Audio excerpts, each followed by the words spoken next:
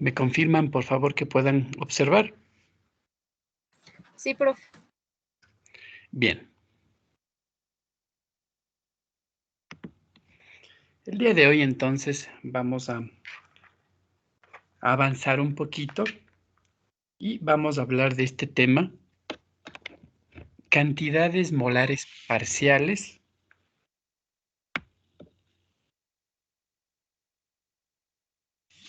Quiero que se fijen ustedes en la imagen que está en esta primera diapositiva que tiene el título, ¿no?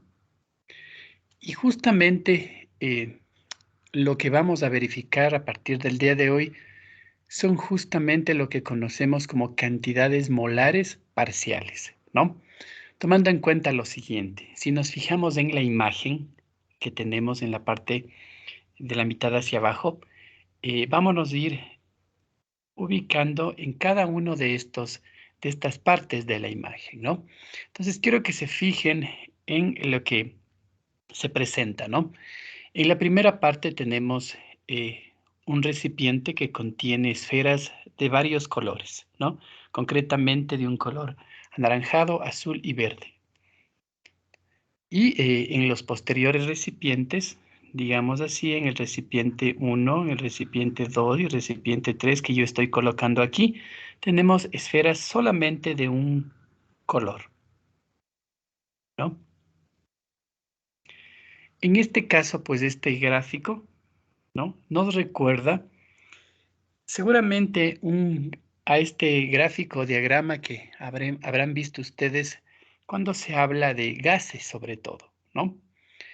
Y seguramente les viene a la memoria una propiedad de los gases, ¿no? En la cual si nosotros colocamos gases de diferente naturaleza en un mismo recipiente, pues estos se mezclan, ¿no? Y aparte de eso, pues ocupan todo el espacio disponible en el recipiente, ¿no? Tenemos a la derecha los gases, digamos así, 1, 2 y 3 por separado, identificados con un color específico.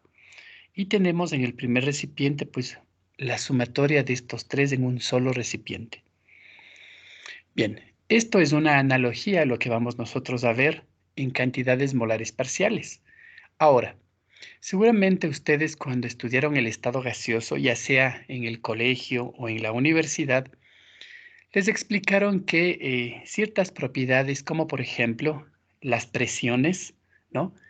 Se suman. Y en el caso del recipiente que está dibujado en primer lugar, para este recipiente, si hablamos de presión, por ejemplo, la presión total es igual a las presiones, a la sumatoria de las presiones parciales de cada uno de los componentes que se suman en este primer tanque total, ¿no es cierto? Bien, esta propiedad de los gases pues funciona para ciertas, justamente se aplica eh, para cierto estado de agregación que es el gaseoso. Nosotros estamos hablando desde la clase pasada de disoluciones, ¿no es cierto? Ya habíamos mencionado que vamos a darle especial énfasis a las disoluciones, pues, en las cuales, pues, la fase final es líquida, ¿no es cierto? Esas son las soluciones que mayoritariamente, pues, nos las vamos a encontrar en la vida real, en el laboratorio, en la investigación, etcétera, ¿no? Y justamente en el caso de las soluciones o disoluciones, estas cantidades molares, pues, necesitan una especial atención, ¿no? Porque no necesariamente lo que aparentemente es más lógico, ¿no es cierto?, es lo que aplica en estos sistemas, ¿no? Y justamente vamos a ir revisando lo que tiene que ver con estas cantidades molares parciales y sus particularidades. Para esto quisiera también que ustedes recuerden lo que observamos en esta diapositiva. Cuando hablamos de materia, ¿no es cierto?, sabemos que las propiedades en general son las que caracterizan a cada sustancia, ¿no es cierto? Cuando hablamos de propiedades, ya sean físicas o químicas, de una sustancia cualquiera, pues hablamos de la identidad de esa sustancia, ¿no? Pero las propiedades de forma general pueden clasificarse en dos grandes grupos. ¿no? En este caso hablamos de un criterio de clasificación de las propiedades de la materia o de las sustancias. Seguramente ustedes escucharon hablar de propiedades intensivas y de propiedades extensivas de la materia, ¿no es cierto? Y el día de hoy, pues este resumen que vemos en la diapositiva nos recuerda a aquellas propiedades denominadas intensivas y también a aquellas extensivas. En primer lugar, las intensivas, ¿no? Conforman este grupo de propiedades algunas de las propiedades como las que vemos en la parte baja, ¿no es cierto? Son propiedades consideradas como intensivas: la densidad, la dureza, la solubilidad, la viscosidad, el punto de fusión, el punto de ebullición, entre otras, ¿no?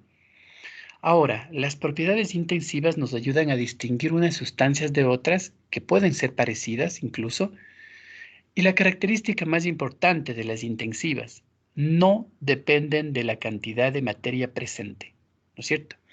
Por ejemplo, si nosotros tenemos una cucharada de azúcar, ¿no? Y si me piden que defina o que determine la densidad de esa cucharada de azúcar, ¿no es cierto? ¿Qué es lo que tengo que hacer? Pues simplemente, directamente, como sabemos, la densidad es una relación entre la masa y el volumen de esa sustancia, ¿no es cierto? De la sustancia en cuestión, en este caso del azúcar. Simplemente lo que tengo que hacer es tener el dato definido o determinar primeramente la masa y también el volumen de la sustancia. Y al dividir, obtengo mi densidad. Así de simple.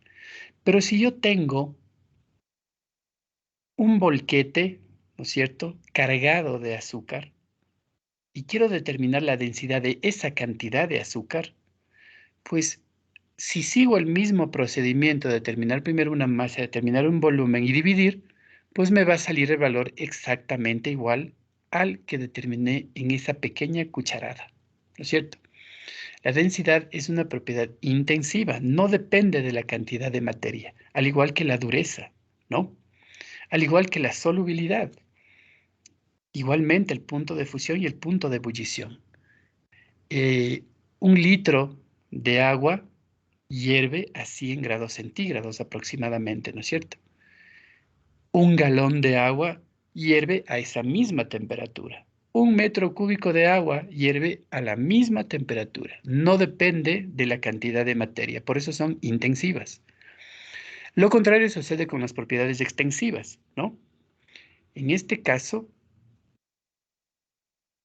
sí depende o sí hay una dependencia de la cantidad de materia presente, como por ejemplo las que tenemos aquí abajo: la masa, el volumen, el peso, la longitud, la inercia, la porosidad, impenetrabilidad, divisibilidad, etcétera, entre las más importantes o representativas, ¿no es cierto?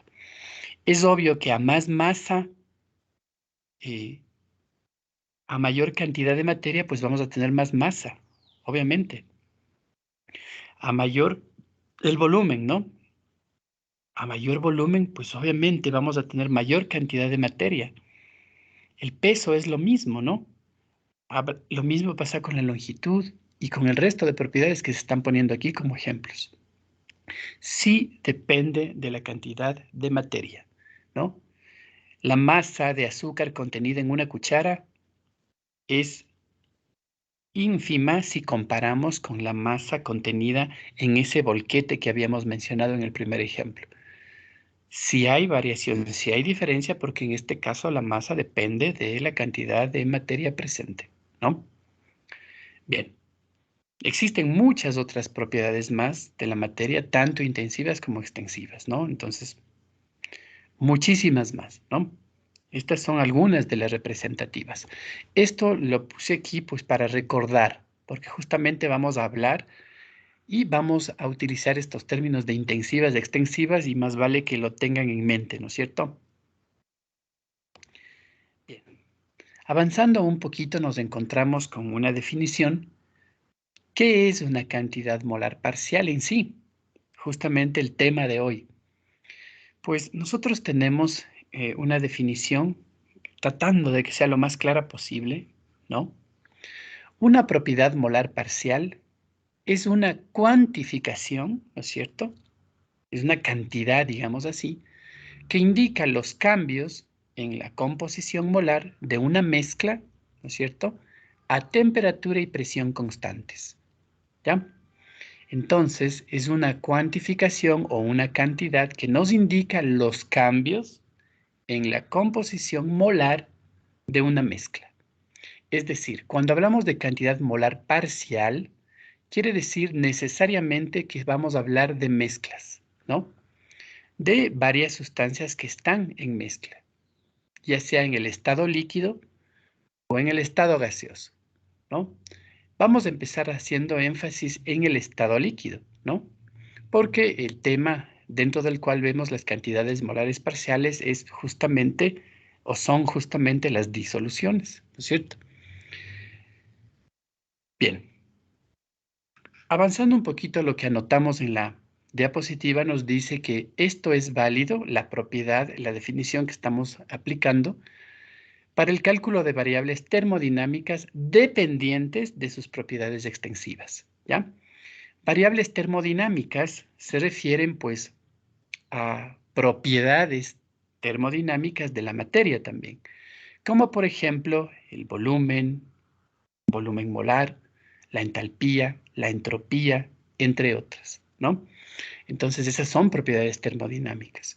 Y en este caso, pues, lo que acabamos de mencionar como concepto es válido justamente para el cálculo de estas variables que son dependientes a su vez de la cantidad de materia, ¿no es cierto? Acabamos de decir que son extensivas. La forma de medir una propiedad molar parcial, ¿no es cierto? Aquí mencionamos algo, ¿no? Propiedad molar parcial, porque una cantidad molar parcial, pues es una generalidad. Una propiedad, pues sigue siendo general, pero dentro de las propiedades podemos hablar, por ejemplo, del volumen, de la entalpía, de la entropía, etcétera, ¿no es cierto?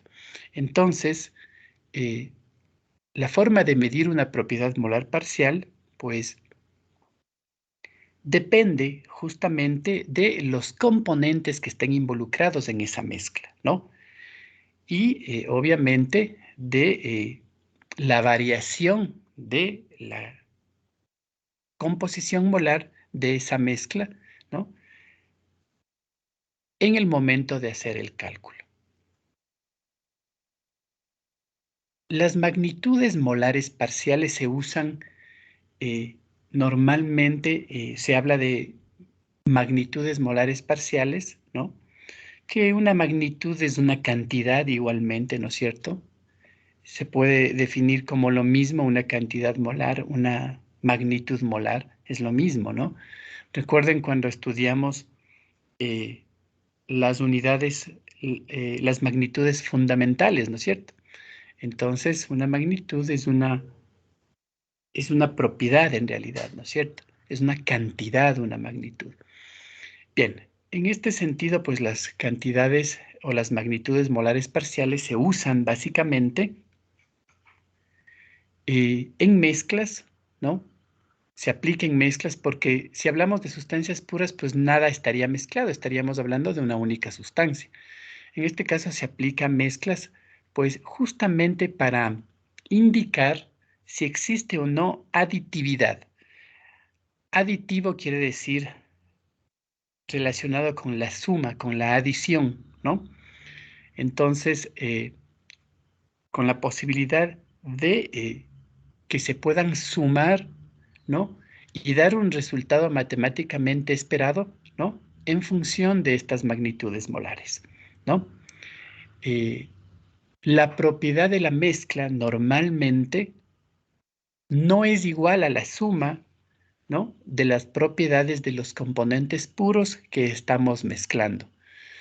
Es por eso que es necesario la aplicación de los conceptos de estas magnitudes molares parciales. Si bien es cierto, nosotros normalmente para solucionar problemas eh, aplicamos la matemática básica para sumar volúmenes de los componentes de una mezcla y esperamos que desde el punto de vista matemático la respuesta o el total sería igual a la suma de esas dos cantidades o más cantidades que estemos sumando, ¿no? Pero en la realidad, cuando nosotros adicionamos o juntamos soluciones, ¿no?, reales o disoluciones reales, no necesariamente voy a obtener el volumen esperado. Por ejemplo, en el caso del volumen molar parcial, ¿no? Recuerden que aquí mencionamos magnitudes molares parciales. Para el ejemplo vamos a hablar de un volumen molar parcial, es decir, vamos a especificar, no vamos a hablar de lo general, sino ya de un ejemplo específico, una propiedad específica termodinámica como el volumen. En el ejemplo que tenemos abajo dice, el volumen molar de una mezcla binaria, es decir, de una mezcla que contiene dos sustancias, dos componentes, no es igual a la suma de los volúmenes molares de los componentes puros. Y eso está definido en esta pequeña relación que aparece abajo. Miren, el volumen molar de la mezcla no es igual a la sumatoria de los volúmenes molares de los componentes. Aquí tengo el volumen molar del componente 1 y el volumen molar del componente 2. Matemáticamente nosotros deberíamos esperar, ¿no?, que las cantidades pues sean iguales a la sumatoria de los dos. Pero en sí, cuando hablamos de magnitudes molares parciales y nos vamos a los sistemas reales, binarios, en este caso dos sustancias que se mezclan, esa no es la realidad. Hay una pequeña variación en el volumen. Esta variación en el volumen total de la mezcla puede estar por encima del valor esperado o por debajo del valor esperado, ¿no? ¿Cuál es el valor esperado? Lo que matemáticamente me da en la sumatoria, ¿no es cierto? Bien. Para entender un poquito mejor esto de los volúmenes molares parciales de componentes puros, ¿no?, queremos saber si son o no aditivos. Aditivo, cuando son aditivos, quiere decir que la suma de los dos volúmenes me dan la cantidad de los dos en sumatoria, ¿no es cierto? Técnicamente. Pero ¿los volúmenes molares son o no aditivos? Eso es lo que se está preguntando, o si son aditivos. Nosotros entendemos que si tengo el volumen de una sustancia 1 y un volumen de una sustancia 2, si los junto en un recipiente, pues voy a obtener técnicamente la suma de los dos volúmenes originales, ¿no? Técnicamente. Pero la pregunta nos hace que si realmente esto se da. Aquí tengo en el gráfico de la derecha, pues coloreado en verde, la cantidad de volumen que es el resultado de la sumatoria de los dos vasos anteriores que están de color azul y amarillo. Bien, vamos a leer lo que dice abajo. Si mezclamos volúmenes iguales de agua y etanol, fíjense que tenemos dos sustancias que son polares, el agua y el etanol, el volumen total obtenido es menor a la suma de los volúmenes originales, ¿no? Alrededor de un 4% menor. Entonces, fíjense, en este caso, ¿no?, probablemente nosotros no hayamos puesto atención cuando hacemos este tipo de operaciones en laboratorio, por ejemplo. Nosotros normalmente cuando tenemos estas situaciones, en un ejercicio, por ejemplo, cuando nos toca sumar volúmenes, simplemente sumamos matemáticamente y el resultado que obtenemos ese es y punto. Cuando nosotros vemos este fenómeno en laboratorio, ¿no?, como lo que recrea el ejemplo, que está escrito con azul claro, agua y etanol, no vamos a obtener el volumen esperado, sino alrededor de un 4% menos de lo que matemáticamente nos da como resultado. Esto se observa en el volumen, ¿no? Tenemos un segundo ejemplo que está más abajo con color más oscuro. Si mezclamos volúmenes iguales asimismo de dos líquidos, acetato de etilo y ioduro de etilo, el volumen total obtenido es aproximadamente 2% mayor a la suma de los volúmenes de los componentes puros originales, ¿ya? Imagínense, en este caso obtenemos 2% más en la mezcla de la suma de los volúmenes originales. Entonces, lo que yo les dije en la diapositiva anterior es que el comportamiento de los volúmenes, ¿no? Cuando los sumamos, cuando tenemos estas combinaciones binarias, la tendencia es o que bien obtenga menos, como en el caso del etanol más agua, o en el caso del acetato y el yoduro de etilo, puede obtener más de la suma de los componentes puros originales, ¿ya? Entonces, este fenómeno se explica de la siguiente manera. Estos cambios entre los volúmenes que nosotros hemos definido como originales y los volúmenes finales, es decir, la sumatoria, estas modificaciones son debido a la variación que tenemos de las moléculas cuando hay interacciones, ¿no? Entre moléculas distintas, ¿no? Y en el ejemplo, en el caso del agua y el etanol, nosotros vemos que la muestra final tiene interacciones entre agua y etanol, caso que no sucedía al principio cuando los dos estaban en recipientes separados, ¿no? Asimismo, sucede con el acetato y con el yoduro de etilo, ¿no? Mientras estaban en frascos o en recipientes diferentes, ¿no? No hay interacción molecular entre las dos sustancias. Esa interacción molecular hace que el volumen o bien aumente o bien se reduzca, ¿no es cierto? Cuando yo tengo, por ejemplo, dos sustancias, imaginémonos que mi sustancia 1 yo la denomino X y la sustancia 2 la denomino Y. La sustancia X dentro del recipiente, dentro de su recipiente, pues va a tener interacciones solo entre las moléculas propias de X, ¿no es cierto? Asimismo sucede con Y, están separados. En el momento que yo les uno, en ese momento va a haber dentro de ese recipiente interacciones propias iguales a las que había solo en X, solo en y también nuevas interacciones entre X y Y. Y esta es la razón, la nueva interacción que aparece en el recipiente de mezcla con las dos sustancias que se suman, es la que hace la diferencia en cuanto a la apreciación del volumen final, ¿no? De esta manera entonces se explica que la variación de volumen, en este caso hablando solo de la propiedad volumen, porque podemos hacer el mismo análisis hablando de la entalpía, de la entropía, porque también hay variación, ¿no? Así como lo hay con el volumen, que lo hemos tomado como ejemplo, también sucede con las otras propiedades termodinámicas, ¿no?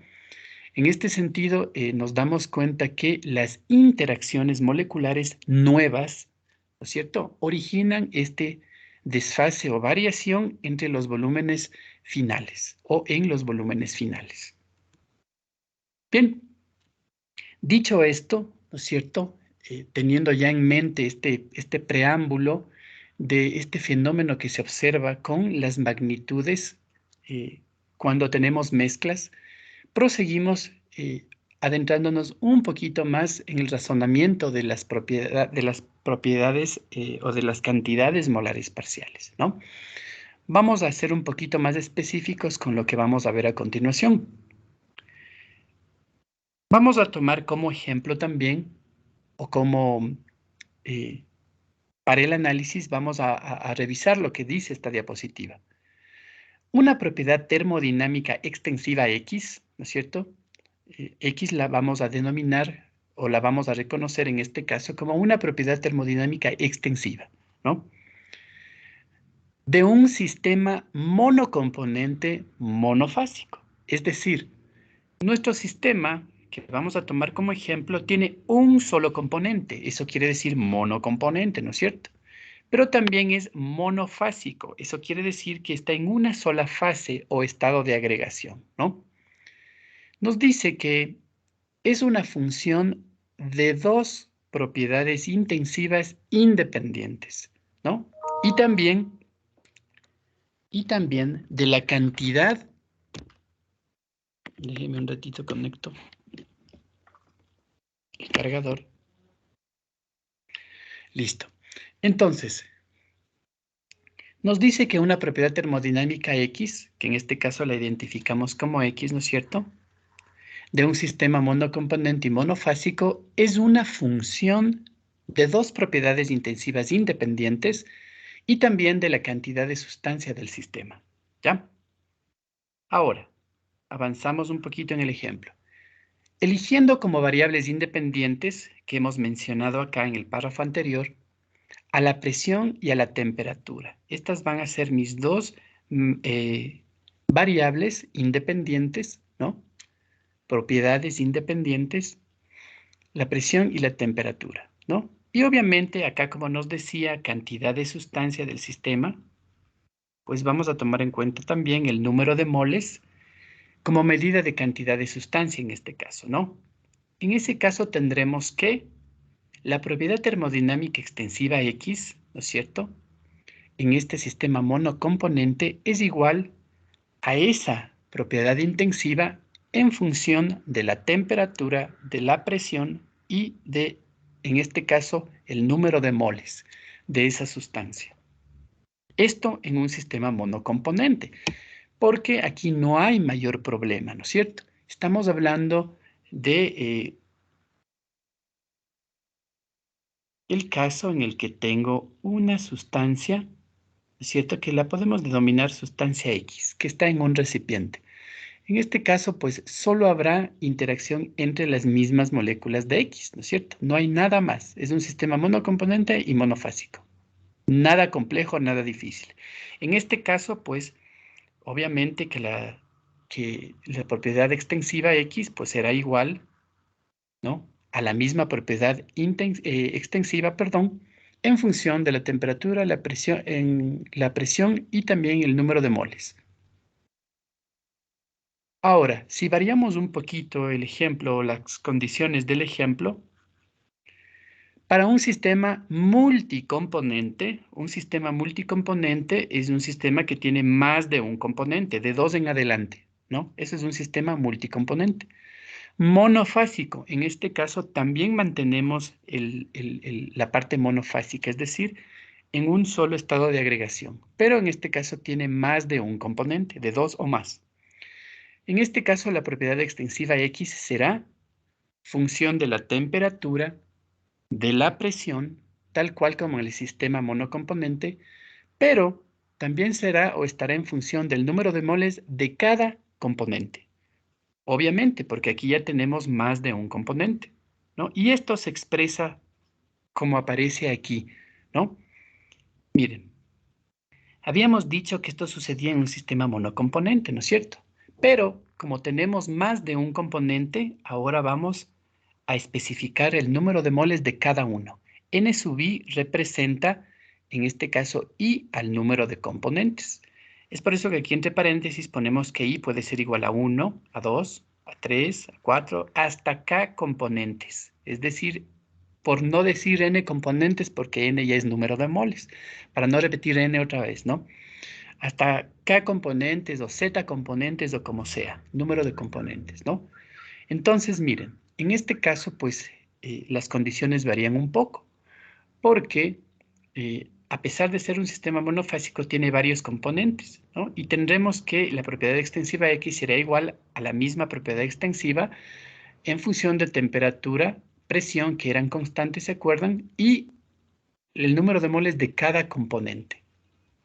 Ahora, si cada número de moles de cada componente lo multiplicamos por un factor, ¿no es cierto?, que en este caso lo vamos a poner o denominar como factor alfa, ¿no es cierto?, la cantidad de sustancia del sistema quedará también multiplicado por el mismo factor.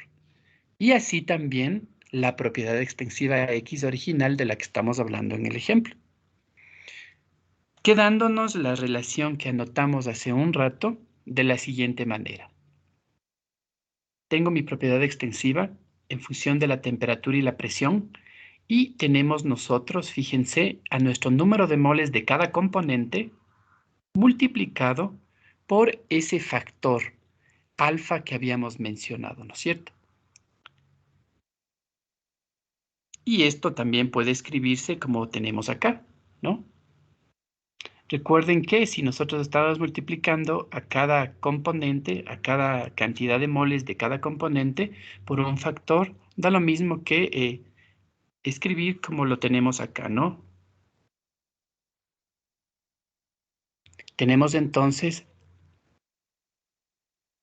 al factor alfa que multiplica a X, que es nuestra propiedad extensiva, que está en función de la presión, la temperatura y el número de moles de cada componente. Eso era NI, ¿se acuerdan? Bien, ahora, la siguiente ecuación que podemos observar, la que tiene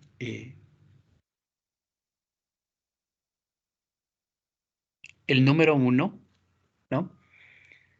Indica que X es una función homogénea de grado 1, ¿no?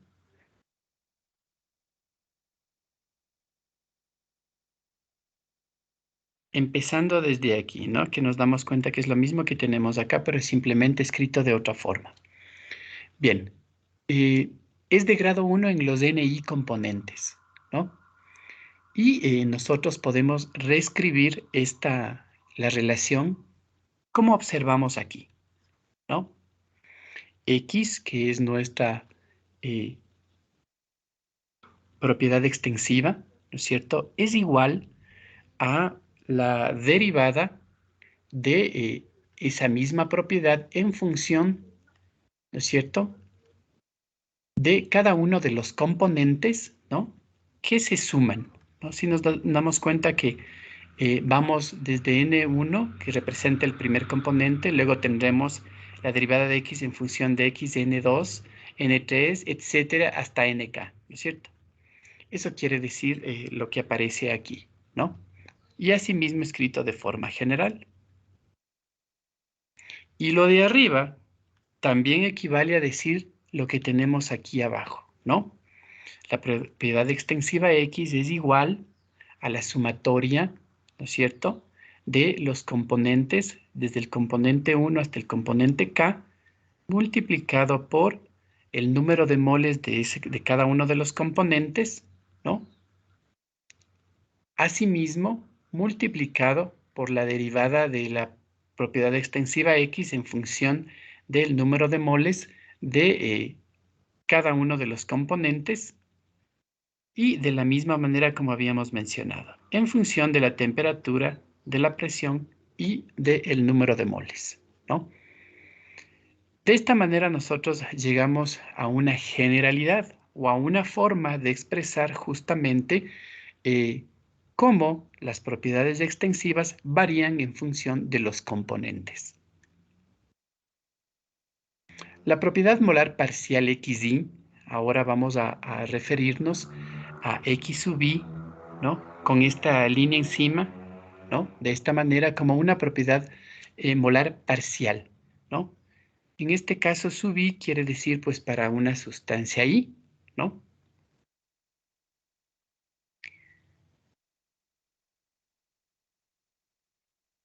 Esta ecuación que aquí está con número 2 puede también ser escrita como tenemos aquí, ¿no? Es decir, yo puedo tener un X, ¿no?, un X total, que vendría a ser mi X de acá, y también puedo tener un X sub I, que es un X para cada componente, en donde yo involucro el X total, que era mi propiedad extensiva, ¿se acuerdan?, en función de la masa de cada componente, y mantengo pues que la temperatura, la presión y el número de moles, pues presión y temperatura eran constantes, y el número de moles pues deben tomarse en cuenta para cada uno de los componentes, ¿no? En este caso, pues nos dice que J diferente de I porque si fuera igual, pues estaríamos hablando de la misma sustancia, ¿no es cierto?, no de una mezcla.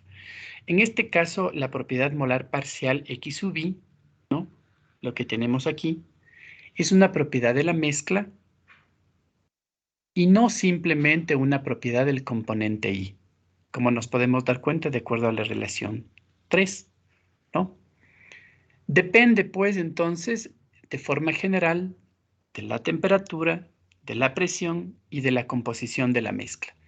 Recordemos que dependiendo del número de componentes, pues tendremos este número de valores, ¿no es cierto? Para XY, para XJ, para XK, ¿no es cierto? Dependiendo del número de componentes. Las propiedades molares parciales, entonces, son propiedades intensivas de la mezcla, ¿ya? Las propiedades molares parciales son intensivas en relación a la propiedad extensiva total, ¿no es cierto? Recuerden que X representaba mi propiedad extensiva, ¿no es cierto? De la materia. Esta es una forma general, como ustedes van a encontrar la ecuación. Esta ecuación es una ecuación general para describir el comportamiento de una propiedad X, ¿no? Cuando tenemos nosotros una mezcla de componentes como ejemplo, ¿no? Nosotros podemos, en vez de colocar X, que es lo que en este caso nos representa a una propiedad en general, ¿no? Extensiva, podemos elegir en vez de X al volumen y colocar V, por ejemplo, en vez de la energía interna, en vez de la entalpía, en vez de la entropía, tal como se muestra a continuación. Miren, tenemos en el caso del volumen, en el caso de la energía interna, en el caso de la entalpía y en el caso de la entropía, ¿no? Entonces, fíjense que tenemos nosotros aquí una ecuación general, la que está con el número 4. Lo único que vamos a modificar o a reemplazar es el valor del volumen. Obviamente, si estamos hablando de la propiedad extensiva X, también estamos en la fórmula general hablando de esa propiedad para cada componente, ¿no? De X mismo. Y N, pues se acuerdan, representaba pues el número de moles mismo. En el caso del reemplazo de X por V, en este caso hablamos de volumen molar parcial, utilizamos el volumen de cada componente y aquí tenemos el volumen total, energía interna total, energía interna de cada componente, y en todos los casos se mantiene N como número de moles. Entalpía de cada componente. Entropía de cada componente, ¿no? Entonces, aquí V sub I, U sub I, H sub I, S sub I minúsculas y con la liñita arriba, que son estos que estamos viendo aquí, ¿no es cierto? Representan el volumen, la energía interna, la entalpía, la entropía, molares parciales, es decir, de un componente de la mezcla. Las expresiones, en cambio, B mayúscula, U mayúscula, H mayúscula, S mayúscula, que están aquí a la izquierda, pues representan la propiedad extensiva, ¿no es cierto? También existen, aparte de estas ecuaciones, otras expresiones que se consideran como análogas, es decir, G, que representa la energía libre de Gibbs, y también la función A, que representa a la constante o la función de Helmholtz, ¿no? Entonces, también nosotros podemos encontrar G y A en este punto, ¿no es cierto? Porque también son propiedades, en este caso, extensivas que están en función de los componentes que forman la mezcla.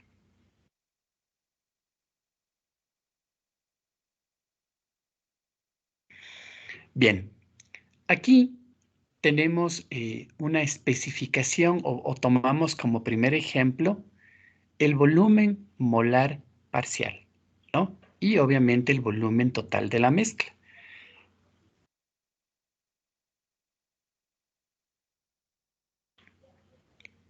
Ahora, si nosotros tomamos en cuenta V, ¿no es cierto? Nos damos cuenta que el volumen total de los componentes puros son tal como se representa en la ecuación que vemos aquí, ¿no es cierto?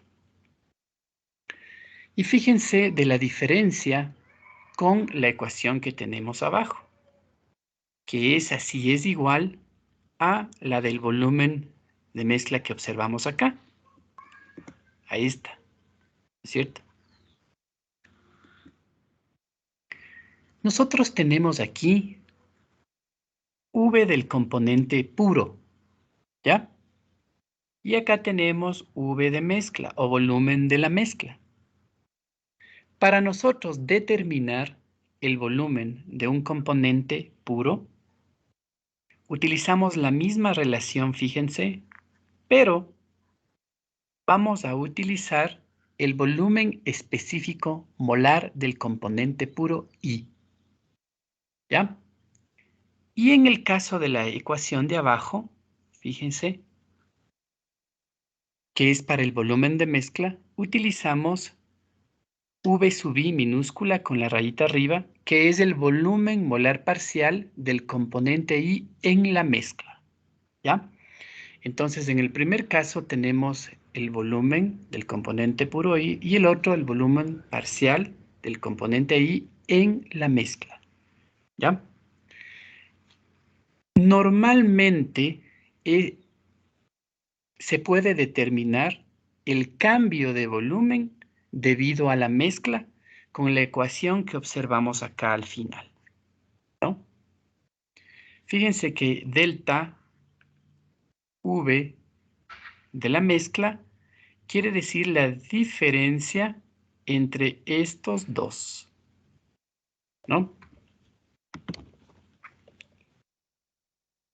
Nosotros podemos entonces también determinar el cambio de volumen, por eso es delta V, de la mezcla.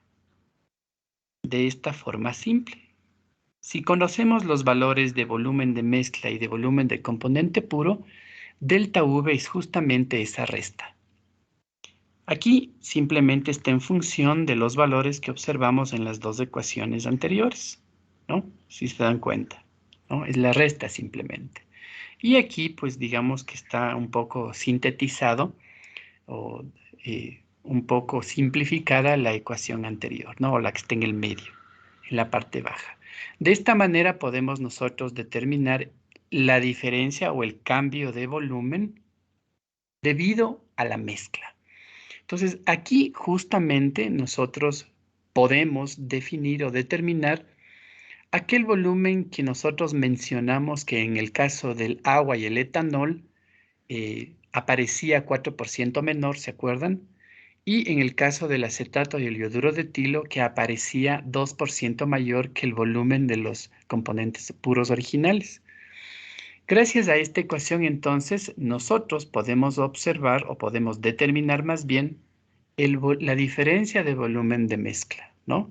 Justamente eh, a partir de los componentes y a partir del volumen de mezcla. Esta ecuación que tenemos abajo a la derecha se hace análoga o extensiva para las demás propiedades que mencionamos y que vimos en la diapositiva acá, ¿no? Lo que vimos con el volumen, pues también es aplicable al resto. De esta manera, nosotros al final podemos obtener propiedades extensivas en función de la variación del volumen, ¿no? Delta, variación, incremento, eh, así es como se conoce el triangulito este, ¿no es cierto? O cambio también, ¿no? Entonces tenemos, miren, para el caso de la energía interna, para el caso de la entalpía, para el caso de la entropía, ¿no? En estas ecuaciones que hemos observado, U sub I, H sub I, S sub I minúsculas representan respectivamente la energía, entalpía y entropía molar del componente puro I, ¿ya? En cambio, U sub I, H sub I, S sub I minúsculas y con la línea arriba representan las respectivas propiedades molares parciales, ¿no? Asimismo, energía, entalpía, entropía, molares parciales, ¿no? Con estas ecuaciones, entonces, nosotros, dependiendo del caso, podemos aplicarlas y podemos, pues obviamente, también determinar estos valores, no solamente para cada componente, sino también para la mezcla, tal cual como aparece en estos ejemplos, ¿no es cierto?